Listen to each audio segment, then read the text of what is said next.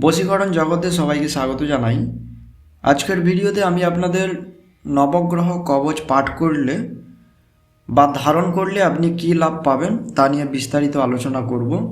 তাই ভিডিওটি সম্পূর্ণ মনোযোগ সহকারে শেষ পর্যন্ত দেখবেন।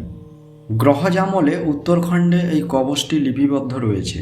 এই কবচটি অধ্যয়ন করলেই বেশ ভালোভাবেই বুঝতে পারা যায় শরীরের বিভিন্ন অঙ্গে গ্রহগণের রূপকের বিস্তার কামনা করা হয়েছে। তারই সাথে সাথে এই কবচটি পাঠ করলে কি কি ঘটতে থাকবে তারও বিস্তারিত বর্ণনা রয়েছে। আত্মরক্ষা, রণে জয়লাভ, সুখ লাভ, আয়ু বৃদ্ধি, রোগ মুক্তি, পাপ মুক্তি ইত্যাদি যে ঘটবে তা নিশ্চিত করে বলা হয়েছে।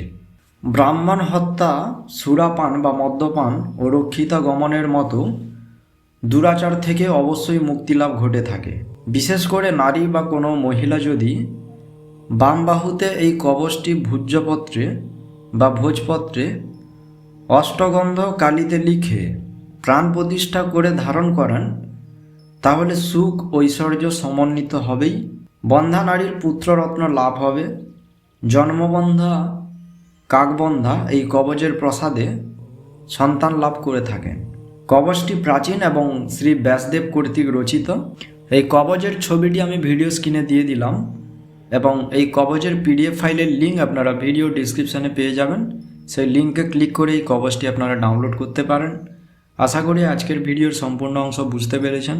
ভিডিও থেকে উপকৃত হলে লাইক, কমেন্ট, শেয়ার এবং সাবস্ক্রাইব করতে ভুলবেন না। সবাই ভালো থাকবেন। ধন্যবাদ।